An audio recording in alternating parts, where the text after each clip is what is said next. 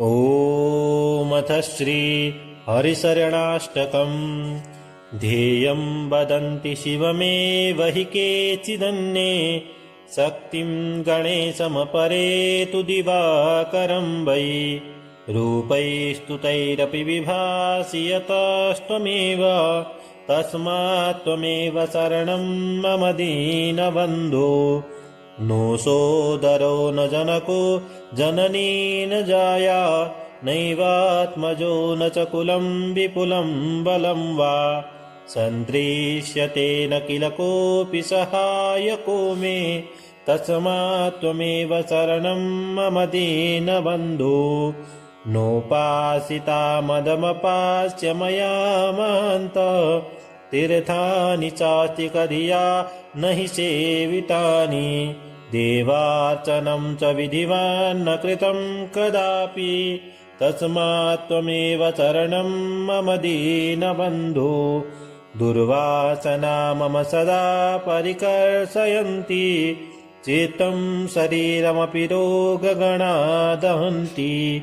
सञ्जीवनं च परहस्तगतं सदैव,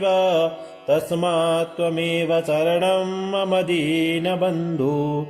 पूर्वं कृतानि दुरितानि मया तु यानि, स्मृत्वाखिलानि हृदयं परिकम्पते मे।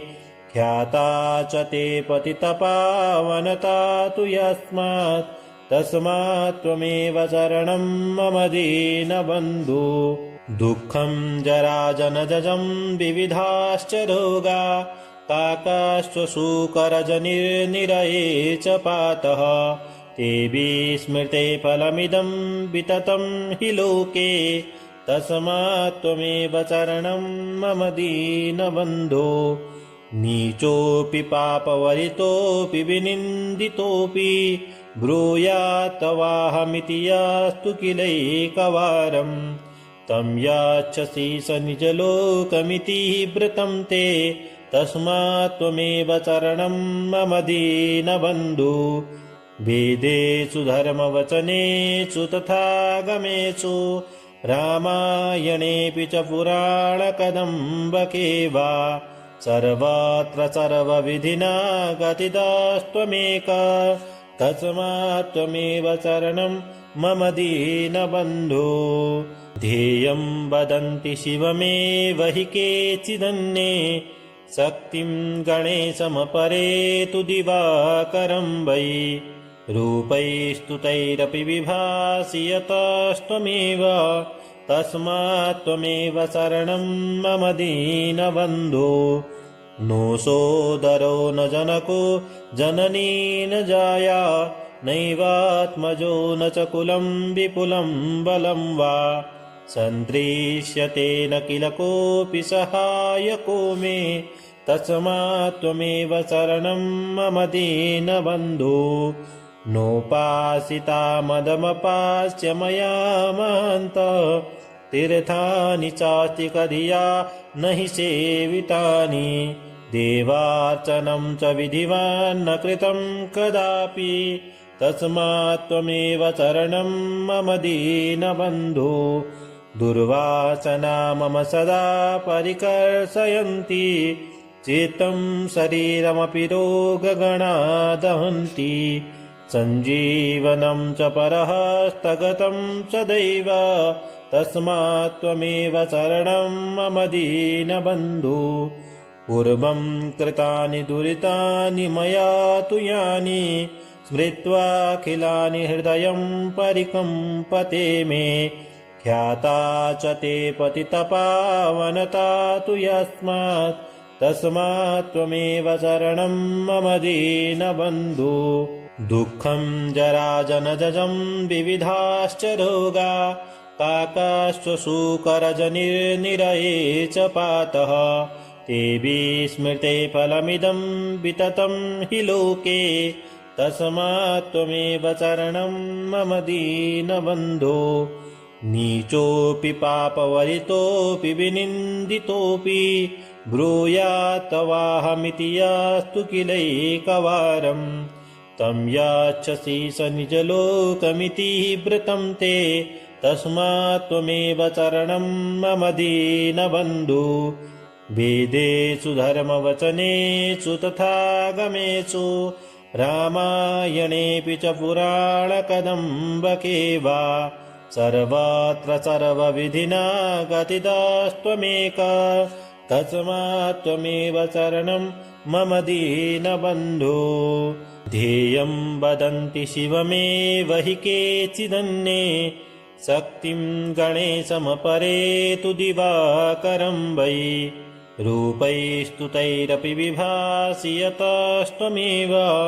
तस्मात् त्वमेव शरणं मम दीनबन्धो नो सोदरो न जनको जननी न जाया नैवात्मजो न च कुलं विपुलं बलं वा सन्त्रिष्यते न किल कोऽपि सहायको मे तस्मात् त्वमेव शरणं मम दीनबन्धो नोपासिता मदमपास्य मया महान्तः तीर्थानि चास्तिकधिया न हि सेवितानि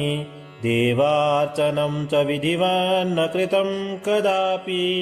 तस्मात् त्वमेव शरणं मम दीनबन्धो दुर्वासना मम सदा परिकर्षयन्ति चित्तं शरीरमपि रोगगणा दहन्ति सञ्जीवनं च परः स्थगतं सदैव तस्मात् त्वमेव शरणं मम दीनबन्धो पूर्वं कृतानि दुरितानि मया तु यानि स्मृत्वाखिलानि हृदयं परिकम्पते मे ख्याता च ते पतितपावनता तु यस्मात् तस्मात् त्वमेव शरणं मम दीनबन्धो दुःखं जराजनजं विविधाश्च रोगा काकाश्वशूकरजनिर्निरये च पातः ते विस्मृते फलमिदं विततं हि लोके तस्मात् त्वमेव शरणं मम दीनबन्धो नीचोऽपि पापवरितोऽपि विनिन्दितोऽपि ब्रूयात् तवाहमिति यास्तु किलैकवारम्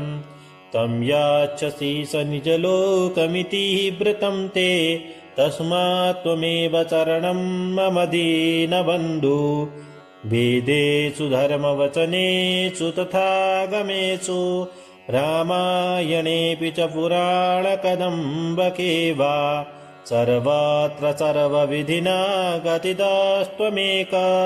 तस्मात् त्वमेव शरणं मम दीनबन्धो ध्येयं वदन्ति शिवमेव हि केचिदन्ये शक्तिं गणेशमपरे तु दिवाकरं वै रूपैस्तुतैरपि विभासि यतस्त्वमेव तस्मात् त्वमेव शरणं मम दीनबन्धो नो सोदरो न जनको जननी न जाया नैवात्मजो न च कुलं विपुलं बलं वा सन्त्रिष्यते न किल कोऽपि सहायको मे तस्मात् त्वमेव शरणं मम दीनबन्धो नोपासिता मदमपास्य मया महान्तः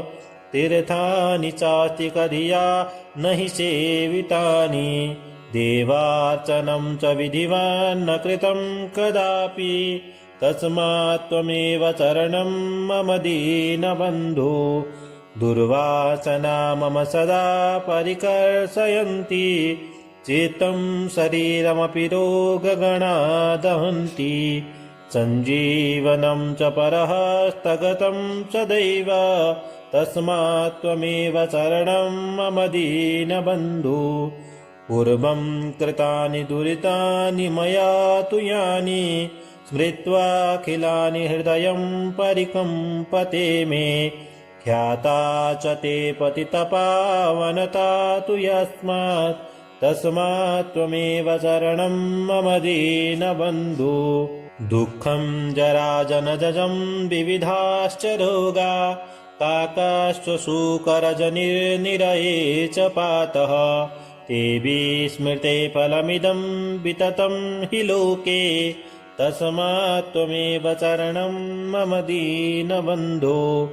नीचोऽपि पापवरितोऽपि विनिन्दितोऽपि ब्रूयात् तवाहमिति यास्तु किलैकवारम् तं याच्छसि स निजलोकमिति व्रतं ते तस्मात् त्वमेव शरणं मम दीनबन्धु वेदेषु धर्मवचनेषु तथा गमेषु रामायणेऽपि च पुराणकदम्बके वा सर्वत्र सर्वविधिना गतिदास्त्वमेका तस्मात् त्वमेव शरणं मम दीनबन्धो ध्येयं वदन्ति शिवमेव हि केचिदन्ये शक्तिं गणेशमपरे तु दिवाकरं वै रूपैस्तुतैरपि विभासि यतस्त्वमेव तस्मात् त्वमेव शरणं मम दीनबन्धो नो सोदरो न जनको जननी न जाया नैवात्मजो न च कुलं विपुलं बलं वा सन्त्रिष्यते न किल कोऽपि सहायको मे तस्मात् त्वमेव शरणं मम दीनबन्धो नोपासिता मदमपास्य मया महान्त तीर्थानि चास्ति कधिया न हि सेवितानि देवार्चनं च विधिवान् न कृतं कदापि तस्मात् त्वमेव शरणं मम दीनबन्धो दुर्वासना मम सदा परिकर्षयन्ति चित्तं शरीरमपि रोगगणा दहन्ति सञ्जीवनं च परहस्तगतं सदैव तस्मात् त्वमेव शरणं मम दीनबन्धो पूर्वं कृतानि दुरितानि मया तु यानि स्मृत्वाखिलानि हृदयं परिकम्पते मे ख्याता च ते पतितपावनता तु यस्मात् तस्मात् त्वमेव शरणं मम दीनबन्धो दुःखं जराजनजं विविधाश्च रोगा काकाश्वशूकरजनिर्निरये च पातः ते विस्मृते फलमिदं विततं हि लोके तस्मात् त्वमेव शरणं मम दीनबन्धो नीचोऽपि पापवरितोऽपि विनिन्दितोऽपि ब्रूयात् तवाहमिति यास्तु किलैकवारम् तं याच्छसि स निजलोकमिति व्रतं ते तस्मात् त्वमेव शरणं मम दीनबन्धु वेदेषु धर्मवचनेषु तथा गमेषु रामायणेऽपि च पुराणकदम्बके वा सर्वत्र सर्वविधिना गतिदास्त्वमेका तस्मात् त्वमेव शरणं मम दीनबन्धो ध्येयं वदन्ति शिवमेव हि केचिदन्ये शक्तिं गणेशमपरे तु दिवाकरं वै रूपैस्तुतैरपि विभासि यतस्त्वमेव तस्मात् त्वमेव शरणं मम दीनबन्धो नो सोदरो न जनको जननी न जाया नैवात्मजो न च कुलं विपुलं बलं वा सन्त्रिष्यते न किल कोऽपि सहायको मे तस्मात् त्वमेव शरणं मम दीनबन्धो नोपासिता मदमपास्य मया महान्त तीर्थानि चास्ति कधिया न हि सेवितानि देवार्चनं च विधिवान् न कृतं कदापि तस्मात् त्वमेव शरणं मम दीनबन्धो दुर्वासना मम सदा परिकर्षयन्ति चित्तं शरीरमपि रोगगणा दहन्ति सञ्जीवनं च परहस्तगतं सदैव तस्मात् त्वमेव शरणं मम दीनबन्धो पूर्वं कृतानि दुरितानि मया तु यानि स्मृत्वाखिलानि हृदयं परिकम्पते मे ख्याता च ते पतितपावनता तु यस्मात् तस्मात् त्वमेव शरणं मम दीनबन्धो दुःखं जराजनजं विविधाश्च रोगा काकाश्वशूकरजनिर्निरये च पातः ते विस्मृते फलमिदं विततं हि लोके तस्मात् त्वमेव शरणं मम दीनबन्धो नीचोऽपि पापवरितोऽपि विनिन्दितोऽपि ब्रूयात् तवाहमिति यास्तु किलैकवारम् तं याच्छसि स निजलोकमिति व्रतं ते तस्मात् त्वमेव शरणं मम दीनबन्धो वेदेषु धर्मवचनेषु तथा गमेषु रामायणेऽपि च पुराणकदम्बके वा सर्वत्र सर्वविधिना गतिदास्त्वमेक तस्मात् त्वमेव शरणं मम दीनबन्धो ध्येयं वदन्ति शिवमेव हि केचिदन्ये शक्तिं गणेशमपरे तु दिवाकरं वै रूपैस्तुतैरपि विभासि यतस्त्वमेव तस्मात् त्वमेव शरणं मम दीनबन्धो नो सोदरो न जनको जननी न जाया नैवात्मजो न च कुलं विपुलं बलं वा सन्त्रिष्यते न किल कोऽपि सहायको मे तस्मात् त्वमेव शरणं मम दीनबन्धो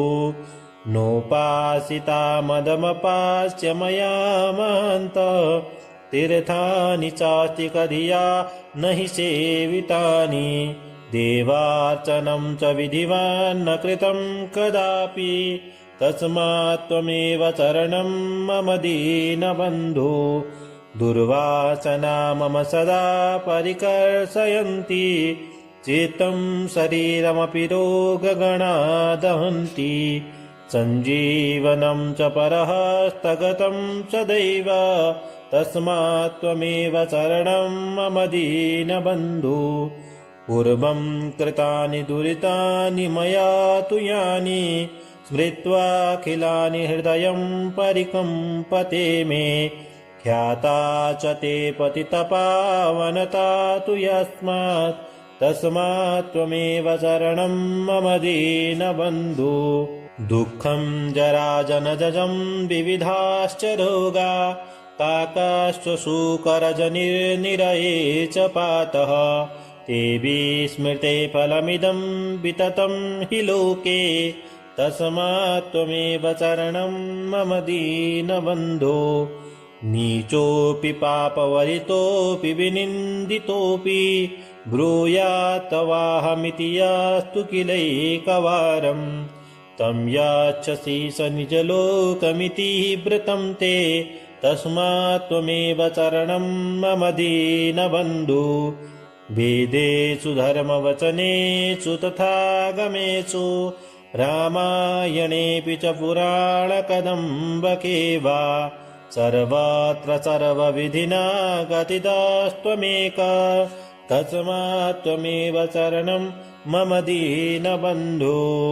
ध्येयं वदन्ति शिवमेव हि केचिदन्ये शक्तिं गणेशमपरे तु दिवाकरं वै रूपैस्तुतैरपि विभासि यतस्त्वमेव तस्मात् त्वमेव शरणं मम दीनबन्धो नो सोदरो न जनको जननी न जाया नैवात्मजो न च कुलं विपुलं बलं वा सन्त्रिष्यते न किल कोऽपि सहायको मे तस्मात् त्वमेव शरणं मम दीनबन्धो नोपासिता मदमपास्य मया महान्तः तीर्थानि चास्तिकधिया न हि सेवितानि देवार्चनं च विधिवान् न कृतं कदापि तस्मात् त्वमेव शरणं मम दीनबन्धो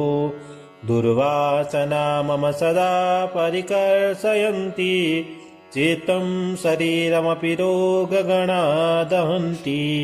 सञ्जीवनं च परः स्थगतं सदैव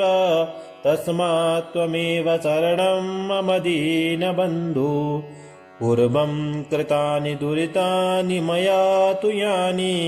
स्मृत्वाखिलानि हृदयं परिकम्पते मे ख्याता च ते पतितपावनता तु यस्मात् तस्मात् त्वमेव शरणं मम दीनबन्धु दुःखं जराजनजं विविधाश्च रोगा काकाश्वशूकरजनिर्निरये च पातः ते विस्मृते फलमिदं विततं हि लोके तस्मात् त्वमेव शरणं मम दीनबन्धो नीचोऽपि पापवरितोऽपि विनिन्दितोऽपि ब्रूयात् तवाहमिति यास्तु किलैकवारम् तं याच्छसि स निजलोकमिति व्रतं ते तस्मात् त्वमेव शरणं मम दीनबन्धु वेदेषु धर्मवचनेषु तथागमेषु रामायणेऽपि च पुराणकदम्बके वा सर्वत्र सर्वविधिना गतिदास्त्वमेका तस्मात् त्वमेव शरणं मम दीनबन्धो इति श्रीमद्परमहंसस्वामी ब्रह्मानन्दविरचितं श्रीहरिशरणाष्टकं सम्पूर्णम्।